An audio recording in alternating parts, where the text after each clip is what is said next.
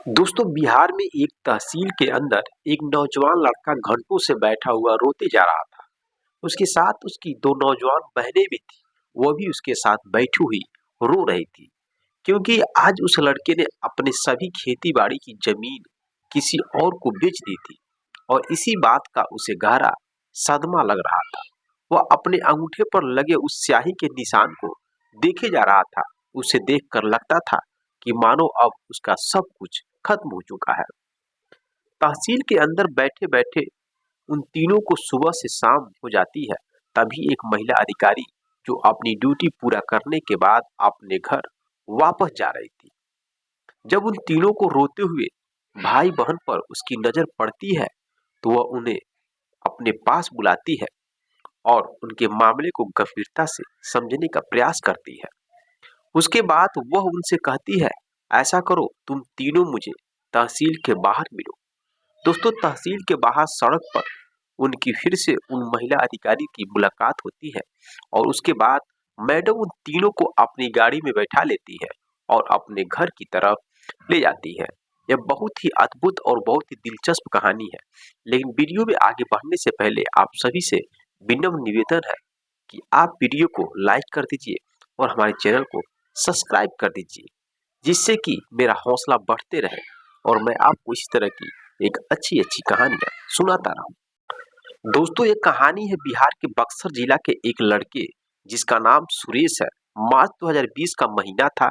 एक दिन सुबह सुबह एक काले रंग की स्कॉर्पियो उसके घर के सामने आकर रुकती है और उसमें से 4-5 लोग बाहर निकलते हैं। फिर सुरेश के बाहर बुलाकर उसे अपनी गाड़ी में बैठा लेते हैं। बस यूं ही समझिए कि जबरदस्ती उठा लेते हैं और गाड़ी में डाल देते हैं। फिर तहसील की तरफ गाड़ी को मोड़ लेते हैं। तहसील जाते हैं और वकील के पास पहुंचते हैं। वहां पहले से ही सुरेश की 4 बीघा जमीन का कागजात तैयार रखा गया था। बस उसके दस्तखत और अंगूठे का निशान लेना बाकी रह गया था। दोस्तों यह दस्तखत भी कर देता है और अंगूठा भी लगा देता है। उसके बाद वकील आगे आके बीच में सुरेश और पीछे पीछे वह दबंग लोग रजिस्टर कार्यालय में की तरफ बढ़ने लगते हैं। वहां जाते हैं और ऑफिस के अंदर एक तेज तर्रार महिला अधिकारी बैठी होती है जिनका नाम नेहा शर्मा होता है। दोस्तों कहानी में उनके असली नाम को बदल दिया गया है। यह जानकारी गोपनीय रखी जाती है। नेहा शर्मा जो कि एक तेज तर्रार स्वभाव की महिला अधिकारी है, उनकी उम्र लगभग 28 से 30 साल के करीब है। उनके टेबल पर बहुत सारी फाइलें रखी हुई थी। अब जब उनका नंबर आता है तो सुरेश को अकेले ही अंदर बुलाया जाता है। नेहा सुरेश की तरफ देखती है और पूछती है, बताइए क्या हालचाल है? सुरेश जी आप अपनी जमीन क्यों बेच रहे हो? तो सुरेश कहता है, मैडम कुछ दिक्कत है, कुछ परेशानियां चल रही हैं। तो नेहा शर्मा उससे कहती है, जरा मुझे भी बताइए क्या परेशानियां हैं?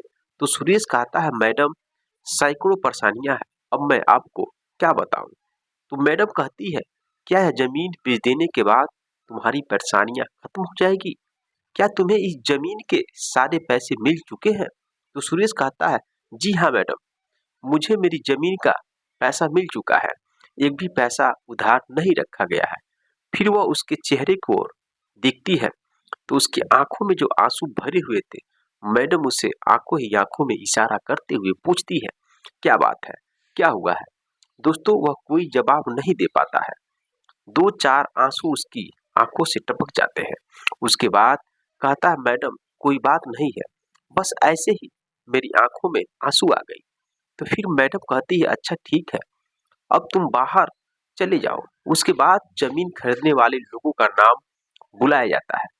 दोस्तों वह 4-5 लोग ऑफिस के बाहर ही खड़े हुए थे। मैडम के बुलाने पर उनमें से 2 व्यक्ति ऑफिस के अंदर आ जाते हैं। मैडम उनकी तरफ देखती है और तुरंत उन्हें पहचान जाती है क्योंकि वह अक्सर महीने 2 महीने में किसी न किसी जमीन की रजिस्ट्री कराने के लिए आते रहते थे। पिछले 6 महीने में उनकी यह 10वीं या 11वीं रजिस्ट्री थी। अब मैडम उनके सामने आती है तो उनसे अब मैडम उनके सामने आती है तो उन्हें पहचान जाती है। मैडम बोलती है, सर कैसे हैं और कितनी जमीन आप अपने नाम करवा रहे हैं? तो बोलता है, मैडम सिर्फ 4 ही बीघा जमीन उस सुरेश के पास है और वही बेचना चाहता है, वही ले रहा हूँ और इससे ज्यादा उसके पास कुछ भी नहीं है। इतना कहकर वह मुस्कुराने लगते हैं और मैडम उनकी तरफ देखती है और फिर कहती है, क्या आप लोगों ने उन्हें जमीन का सभी पैसा दे दिया है? तो लोग कहते हैं, हाँ मैडम, हम सभी पैसा उसे दे चुके हैं। फिर वह कहती है, कुछ पैसा उधार या बाका या तो नहीं है? कैसे कैसे आपने पैसा उन्हें दिया है, जरा मुझे भी बताइए। तो वह लोग कहते हैं, मैडम अगर कायदे से देखा जाए तो अभी हमारी ही उसकी तरफ बहुत पैसा निकल जाएगा, उल्टा हमारा ही पैसा उस पर उधार है। वो कहती है, अच्छा ठीक है, अब आप बाहर जाकर बैठ जाइए। फिर वो अपना सिग्नेचर करती है और उस फाइल को आगे बढ़ा देती है। जो उनके सहकर्मी बैठे होते हैं, टाइपराइटर लोग फाइल को टाइप करने के लिए आगे भिजवा देते हैं। अब जैसे ही रजिस्ट्री पक्की हो जाती है, बैनामा उनके नाम आ जाता है, तो सभी लोग वहीं जश्न मनाने लगते हैं। तहसील से बाहर आते हैं और मिठाइयाँ खरीदते हैं और एक दूसरे का मुंह मीठा करवाते हैं। उसके बाद कुछ देर हल्ला मचाने के बाद अपनी गाड़ी में बैठकर अपने घर वापस चले जाते हैं। इधर जो सुरेश होता है वो कार्यालय से बाहर आता है और तहसील के अंदर काफी सारे पेड़ लगे हुए थे, वहीं एक पेड़ के नीचे बैठ जाता है और आंसू बहाने लगता है। सिसक सिसक कर रोने लगता है बेचारा। वो सोच रहा था कि उसका तो अब सब कुछ लुट चुका है, अब सब कुछ खत्म हो गया है। जब वो अपने घर जाए तो कैसे जाए? जिन्होंने जमीन अपना नाम करवाई जिन्होंने जमीन अपने नाम करवाई थी, वह गांव में पहुंचते ही तो खूब शोर शराबा मचने लगता है। सभी गांव वालों को भी पता चल जाता है कि आज उन्होंने सुरेश की जमीन को अपना नाम करवा लिया है। जो सुरेश की दो बहनें थी, वो भी देख रही थी कि यह लोग तो आ गए हैं, लेकिन हमारा भाई अभी तक घर वापस नहीं आया। अब उन दोनों को चिंता सताने लगती है, क्योंकि उनका भाई 3-4 दिन पहले से ही बहुत ज्यादा डिप्रेशन में था। अब बहनों को बहुत चिंता होने लगता है। वह बहनें एक रिक्शा पकड़ती है और तहसील में पहुंच जाती हैं दोनों बहनें। सुरेश पेड़ के नीचे वैसे ही बैठा हुआ था जैसे वह पहले बैठा था। वह कुछ सोच रहा था। यह दोनों अपनी भाई को देखती हैं और उसके पास जाकर उसे भाया भाया कहकर पुकारती हैं। तो सुरेश अपनी बहनों को देखकर फूट फूट कर रोने लगता है। वह दोनों भी उसके पास बैठ जाती हैं, उसे दिलासा देती हैं, चुप कराती हैं, लेकिन उसकी यह हालत देखकर उन दोनों बहनों की भी आंखों से आंसू आ जाते हैं। वह भी फपक फपक कर रोने लगती हैं। दोस्तों, शाम हो चुकी थी। अब तहसील में ज्यादा कुछ लोग नहीं बचे थे। जो थोड़े बहुत व्यक्ति थे, वे उन्हें रोता देख रहे थे। उनके पास आते हैं और पूछते हैं, क्या हुआ, क्योंकि तुम लोग ऐसे क्यों रह रहे हो? तो दोनों बहनें बातचीत करती हुई कहती हैं, कोई बात नहीं, बस हमारी कुछ जमीन बिक चुकी है, उसी का हमें दुख है, इसलिए रोना आ रहा है। अब उनकी बातों को सुनकर सभी लोग वहां से वापस जाते हुए कहते हैं, ऐसा तो यहाँ नहीं होता है। उनकी बहनें अपने भैया से कहती हैं, भैया शाम हो गया है, चलो अब घर चला जाए। लेकिन सूरज घर जाने का नाम ही नहीं लेता है, वहीं बैठे बैठे कुछ समय और बिता देता है। तहसील भी अब बंद हो चुकी थी। तब जो मैडम रजिस्टर होती है, नेहा शर्मा, वो अपनी गाड़ी में बैठकर अपने घर जा रही थी। वह जिले में ही रहती थी और जिला तहसील से करीब 10-12 किलोमीटर की दूरी पर था। तो वहीं वह अपने घर जा रही थी, तभी उनकी नज़र सुरेश पर जाती है और रेड कलर की उसने टी शर्ट पहन रखी थी। और दूर से ही सुरेश को पहचान लेती है और अपने ड्राइवर से कहती है, जरा गाड़ी को साइड में रोको। ड्राइवर गाड़ी को एक तरफ रोक देता है और मैडम ड्राइवर से कहती है, वह जो लड़का है वह पेड़ के नीचे बैठा है हुआ है, उसको यहाँ बुला कर लाओ। अब दोस्तों, ड्राइवर उसके पास जाता है और कहता है कि मैडम आपको बुला रही है। दोस्तों, ड्राइवर के पीछे पीछे उसकी दोनों बहनें मैडम के पास पहुंचती हैं और मैडम उससे पूछती हैं, क्या बात है सुरेश, तुम अपनी जमीन बेचने के बाद अब रो क्यों रहे हो? क्या हुआ है? क्या तुम्हारे साथ कोई जबरदस्ती या बेईमानी तो नहीं हुई है? तो वह लड़कियां बोल पड़ती हैं, यहाँ मैडम हमारे भाई से जो जमीन लिखवाई गई है, वह जबरदस्ती डरा धमका कर लिखवाई गई है। तो यह बात सुन करके जो मैडम है वो कहती है, अच्छा ठीक है, तुम तीनों मुझे तहसील के बाहर आकर मिलो, मैं बाहर ही रुकती हूँ। दोस्तों, मैडम ने ड्राइवर से कह दिया कि गाड़ी को तहसील के बाहर आधा किलोमीटर की दूर ले जाकर रोक देना। दोनों ड्राइवर ऐसा ही करता है। उसके बाद यह तीनों भी पैदल चलते चलते 10 मिनट में गाड़ी के पास पहुंच जाते हैं। फिर मैडम खिड़की खोल कर कहती है, तीनों गाड़ी में बैठ जाओ। दोस्तों, सुरेश ड्राइवर के बगल में और उसकी दोनों बहनें पीछे मैडम के बराबर में बैठ जाती है। उसके बाद मैडम उन्हें अपने घर, अपने आवास पर ले जाती है।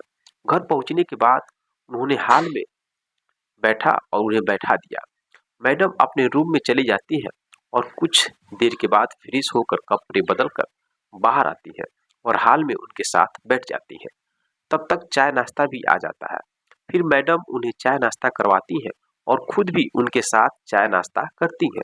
फिर इतने में ही मैडम उनसे पूछती है, तो अब बताओ क्या मामला हुआ है? शुरू से आखिरी तक मुझे एक एक बात बेहिचक बताओ, किसी से कोई डरने की जरूरत नहीं है। लेकिन सुरेश कुछ बोल नहीं पाता है। उसकी एक बहन बोलती है, मैडम जो जमीन उन्होंने हमसे लिखवाई है वह इस तरह से लिखवाई है कि वह कहते हैं कि हमारे पिता ने उनसे किसी जमाने में पैसे लिए थे उधार, और 10 साल पहले पैसे वह दिए थे। अब तो पापा भी मर चुके हैं, 3 साल हो चुके हैं। उनके मरने के बाद यह हमारे भाई को डराने धमकाने लगे और पैसे मांगने लगे। बोलते हैं कि अभी दे दो, फिर जमीन से ही कर्ज उतर जाएगा, नहीं तो तुम्हारा घर भी इसमें चला जाएगा, और ज्यादा देर लगाई तो हम तेरी बहनों को भी, यानी कि हमें भी उल्टी सीधी बातें बोलने लगेंगे। इतना कहकर वह लड़की भी रोने लगती है। मैडम कहती है कि पिताजी ने उनसे कितने पैसे लिए थे? सुरेश कहता है, मैडम हमें कुछ मालूम नहीं है, लेकिन वह लोग बताते हैं कि 10 साल पहले करीब 5 लाख रुपया लिए थे, 8% ब्याज की दर पर। ब्याज जोड़कर वही 20 लाख रुपए अब बता रहे हैं, और इसी वजह से उन्होंने हमारी जमीन हड़प ली। मुझे भी मजबूरन उस जमीन को बेचना पड़ गया। तो मैडम कहती हैं कि तुमने यह जमीन के बदले जब उन्हें नाम की थी तो बाद में पैसे भी लिए थे? तो वो कहता है, नहीं मैडम, उन्होंने कोई भी पैसा नहीं दिया था हमें। कहता है कि जितना पैसा हमारा तेरे ऊपर है उसके आधी कीमत की भी तेरी यह जमीन नहीं है। पैसा तो क्या देते तुम मुझे, अपनी बहन की चिंता करो। मैंने यह जमीन उन्हीं के नाम कर दी। हमारा इस दुनिया में कोई और नहीं है, सिर्फ मैं और इनका सहारा हूँ। हम 3 लोग हैं, और वैसे भी उन लोगों का कोई क्या बिगाड़ सकता है? उनकी जो मर्जी होती है वह वही करते हैं। पूरे गांव में किसी की तो बात वह नहीं मानते हैं, और कोई रोक भी नहीं सकता। उनके आड़े आ सके, जिसकी भी पसंद आ जाती है उनकी जमीन को उन्होंने अपने नाम करा लेते हैं, किसी न किसी तरह से हासिल कर लेते हैं। फिर जो रजिस्टर मैडम है वह कहती है, अच्छा ठीक है, अब तुम लोग शांत हो जाओ। वह उन्हें गाड़ी में बैठाती है और अपने आवास से थोड़ी दूर एसडीएम अधिकारी के आवास पर लेकर जाती है। एसडीएम भी एक महिला अधिकारी होती है। नेहा शर्मा उनसे मिलती है और बातचीत करती है, और तीनों बहनें भी मैडम के साथ होती हैं। तो नेहा मैडम एसडीएम अधिकारी को सारी जानकारी देते हुए कहती हैं, मैडम इसके गांव के कुछ लोग दबंग लोग हैं, जो लोग इस सुरेश की 4 बीघा जमीन जबरदस्ती अपने नाम लिखवा लिए हैं। मेरी जब से यहाँ पर पोस्टिंग हुई है तब से लगभग 11 बार यह लोग आ चुके हैं और लगभग 850 बीघा जमीन अपने नाम लिखा चुके हैं। यह जिस जमीन को चाहते हैं उन्हें डराकर धमकाकर मालिक को अपने नाम करा लेते हैं। और यह बेचारा अकेले भाई है, इसकी 2 बहनें हैं, इसके पास घर के अलावा कुछ नहीं है, और 4 बीघा जमीन लिखवा चुके हैं। और जोर जबरदस्ती करके ये लोग अपना काम कराते हैं, और जो लोग नहीं नाम लिखते हैं, जो लोग सिग्नेचर नहीं करते हैं, उनको ये लोग मारते हैं और सताते हैं। अब जैसे ही एसडीएम मैडम ये सब सुनती है, अब वो भी पिघल जाती है। उसके बाद सुरेश से पूछा जाता है, उसकी बहन से पूछा जाता है। सुरेश की बहन पूरी कहानी को बयां करती है। बयां करने के बाद एसडीएम मैडम कहती है, क्या तुम लोग उनके खिलाफ गवाही दे सकते हो? तो पहले तो सुरेश और उसकी बहन डर जाती है। कि मैडम हम लोग गवाही देंगे तो वह लोग हम लोगों को मार देंगे। लेकिन बहुत समझाने के बाद मैडम कहती है अगर गवाही नहीं दोगे तो हम लोग किस सबूत पर उसे गिरफ्तार करेंगे और कैसे तुम्हारे उन लोगों के खिलाफ एक्शन लेंगे, तुम्हें जमीन कैसे मिलेगी। मेरे दोस्तों, जमीन लिखवाने के 31 दिन तक आप ऑब्जेक्शन कर सकते हैं, ऐसा रूल होता है। अगर आप नहीं जानते हैं तो जान लीजिए। उसके बाद वो किसी तरह से सुरेश और उसकी बहन तैयार होते हैं। पुलिस थाने में जाकर एफआईआर दर्ज किया जाता है कि लोग जबरदस्ती से सिग्नेचर कराकर मेरे 4 बीघे जमीन को अपने नाम करा लिए हैं। अब उस पर पुलिस छापा मारती है, अपनी कानूनी कार्रवाई करती है, उन दबंग लोगों को गिरफ्तार करती है। गिरफ्तार करने के बाद उनकी सारी पोल खुल जाती है। अब सुरेश के एक्शन के बाद जिन लोगों का जमीन उन लोगों ने जबरदस्ती लिखवाया था, वह लोग भी अब आगे आ जाते हैं और पुलिस में जाकर एफआईआर दर्ज कराने लगते हैं। इस तरह से उसके खिलाफ कई लोग एफआईआर दर्ज करा देते हैं कि जबरन मारकर, पीटकर, डराकर, धमकाकर जमीन को अपने नाम करा लेते हैं। अब कानून पूरा उसकी हिस्ट्री खंगालने लगती है। खंगालने के बाद वो गलत साबित होता है, उसको जेल के अंदर डाल दिया जाता है। इधर सुरेश को उसकी जमीन मिल जाती है। इस कदर दोस्तों, जो मैडम है वो सुरेश की सहायता करती है एसडीएफ के माध्यम से मिलकर। तो मेरे दोस्तों, यह रही कहानी। क्या एसडीएफ मैडम और जो वह अधिकारी मैडम थी, रजिस्ट्री के अधिकारी मैडम नेहा शर्मा, सही किए या गलत किए? कमेंट बॉक्स में कमेंट जरूर करिएगा। अगर समाज में ऐसे ही अधिकारी लोग रहे तो सोचिए इस देश का, इस समाज का क्या होगा। लेकिन दोस्तों, आजकल ऐसे अधिकारी बहुत कम देखने के लिए मिलते हैं। मेरे दोस्तों, जो लोग दबंग होते हैं वो दबंग लोग अधिकारी को भी पैसे देकर खरीद लेते हैं और अधिकारी भी उन्हीं की तरफ से बात करता है, उनका पूरा सहयोग देता है, क्योंकि वह लोग पैसा खाते हैं, उन्हें पैसा मिल जाता है। उनको क्या चिंता है एक गरीब दुखिया के बारे में सोचना, उनका सहायता करना। लोग शोषण करते हैं गरीबों का, लेकिन बड़े लोग नहीं सोचते हैं, नहीं ध्यान देते हैं। इस कदर दोस्तों, समाज में इन सब चीजों को हटाना बहुत सख्त जरूरी है। अगर कोई भी आपके साथ जोर जबरदस्ती करता है तो पहले तो उसके खिलाफ आपको एक्शन लेना ही पड़ेगा, कानून का सहायता लेना पड़ेगा, आपको आगे आना पड़ेगा। अगर सुरेश खड़ा नहीं होता, सुरेश गवाही के रूप में उन लोगों के खिलाफ थाने में जाकर एफआईआर दर्ज नहीं कराता, गवाही नहीं देता, तो फिर वह कुछ नहीं कर पाता। दबंग लोगों की चलती, दबंग लोगों का कोई एविडेंस मिल ही नहीं पाता। इसलिए अगर समाज में आपके साथ कोई भी गलत आदमी काम कर रहा है तो पहली बात, आप बिना डरे ही उसके खिलाफ एफआईआर दर्ज कराइए और अच्छे अधिकारियों से मिलकर अपने मामला को सॉल्व कराने के लिए कोशिश करें। बाकी आपको कहानी कैसा लगा? अगर थोड़ा सा भी अच्छा लगा तो चैनल को सब्सक्राइब और वीडियो को लाइक जरूर करिए। मिलते हैं नेक्स्ट वीडियो में नेक्स्ट कहानी के साथ। तब तक के लिए दोस्तों, जय हिंद, जय भारत।